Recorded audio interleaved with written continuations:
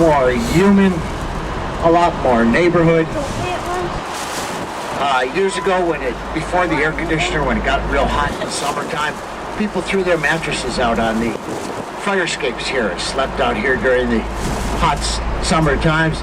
Used to have a lot of baskets up on the 4th floor with ropes on them. They bring the basket downstairs, call one of the kids from the neighborhood, throw a couple of dollars in it, and have them get the milk and eggs, and then hoist everything back up.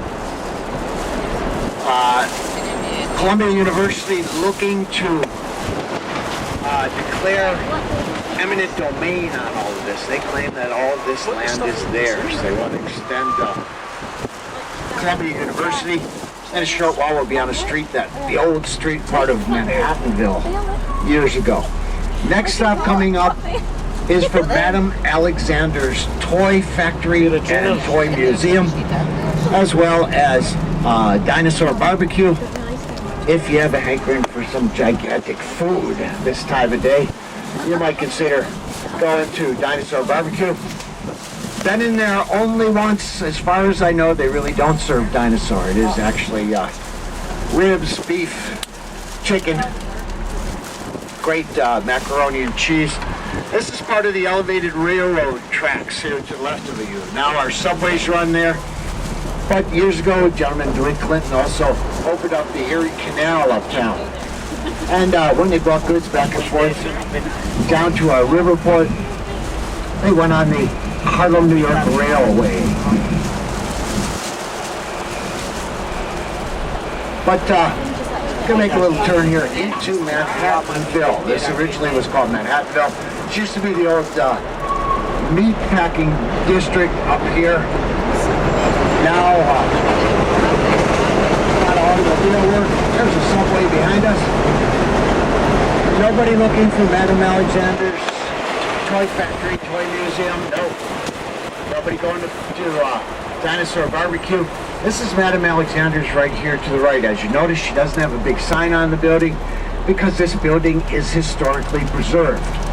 If you look up on top of this building, this is one of the old Studebaker automobile assembly plants. See the name Studebaker up behind us there? And as I said, this also, Columbia University says it owns all this. They want to take it over. Don't know what will happen to the automobile shops. Dinosaur Barbecue. Right to the left of us. Up here in Harlem, Sylvia's used to be Amy Ruth's. Amy Ruth's getting ready to go out of business right now. That's kind of bad. But this is a wonderful place to get a bite to eat. And it looks like it used to be in an old either stable or chicken coop, something like that. The inside, very, very old wood. We're going to make a left turn here. Start heading, make another left and take you across 125th Street. Main Street, Harlem, USA. This is the Fairway supermarket to the right and left of you. One big block here. Very, very inexpensive groceries. Some people take the train all the way up here just to shop at Fairway. And also wonderful paintings on the outside of the building. Kind of a great one coming up here to the right. If you look right on the end of this building to the right of us, there's Billie Holiday singing, Satchmo Armstrong playing the trumpet. That's probably John Coltrane there. Not quite sure who's playing guitar, but beautiful painting there. Early on, I talked about the Upper West Side being a very popular kind of place during the Roaring 20s. F. Scott Fitzgerald, Great Gatsby. Big dance craze of the day was the Charleston. Number one hit back then was a song called Swanee by Al Jolson. That was the number one hit. However, in 1921, two people, Noble Cecil, U.B. Blake's, open up an off-Broadway show called Shuffle Along. When that show comes out, completely changes the perception of African-American music and dance. By 1925, you have the Harlem Renaissance up here, and all kinds of people coming uptown to visit clubs like this one over here to the left, the Cotton Club, the Savoy, Small's Paradise, Connie's. This is the third location of the Cotton Club.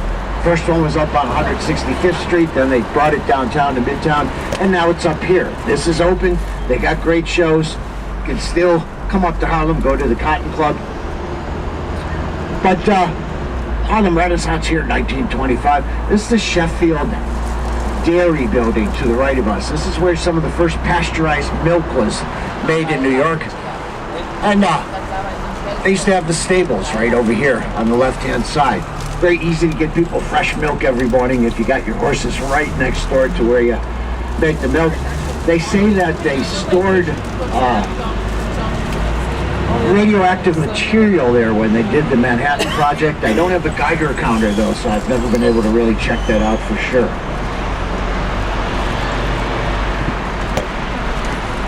Some of the housing, like I showed you earlier, built roughly around the 1950s to the right of us. And one of the last botanicas up here, over here to the left, for some of the Afro-Cuban religions, or Afro, a lot of different religions, Ifa, Haitian voodoo, all of that. What was I gonna say? Oh, when we started to send goods back and forth from the Harlem New York Railroad, a lot of people started to move uptown along the tracks. By roughly around, I guess, 1901, you had a very large Eastern European population up here in Harlem. There was talk that in 1904, the subway system was going to come up here. Unusual to New York. There was all kinds of real estate speculation. When the subways came up here, instead of more people moving into Harlem, a lot of people moved out of Harlem in 1904. A gentleman named Philip Payton stepped in for all intents and purposes, first African-American realtor in New York. Came up here to Harlem, talked to landlords, said, if you're willing to rent to African-Americans, I think I can get your places rented and at a very good price. Also, roughly 1923, they get ready to build Penn Station, and what's located at Penn Station is the Abyssinian Baptist Church. The Abyssinian Baptist Church gets sold, and they move up here to Harlem.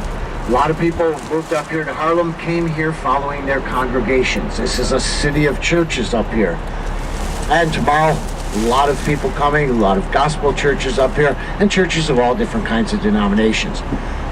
In a short while, we have a stop up ahead for 125th Street in Harlem, the Apollo Theater, up on Lenox Avenue, around to the left, 126th Street, Sylvia's Restaurant, the Studio Museum School of Harlem is up here. That's a museum. And over to the right of us here, this is the Magic Theater. During the recession years ago, Magic Johnson, one of the most amazing basketball players to ever play the game, came to Harlem, took some money out of his pockets, helped to have this mall built, and have the Magic Theaters put upstairs there. Should there be a premiere of Will Smith's movies, certainly any of Spike Lee's movies, they have the premieres out here by the Magic Theaters. And kind of a wonderful Harlem mural to the right of us in mosaics there. Anybody want to stop 125th Street, Harlem? Anybody getting off here? Yes? Okay, we do have some people getting off. Thanks for being with us, folks. Hope you enjoyed our little tour. If you can, right by the bus stop right here to your right.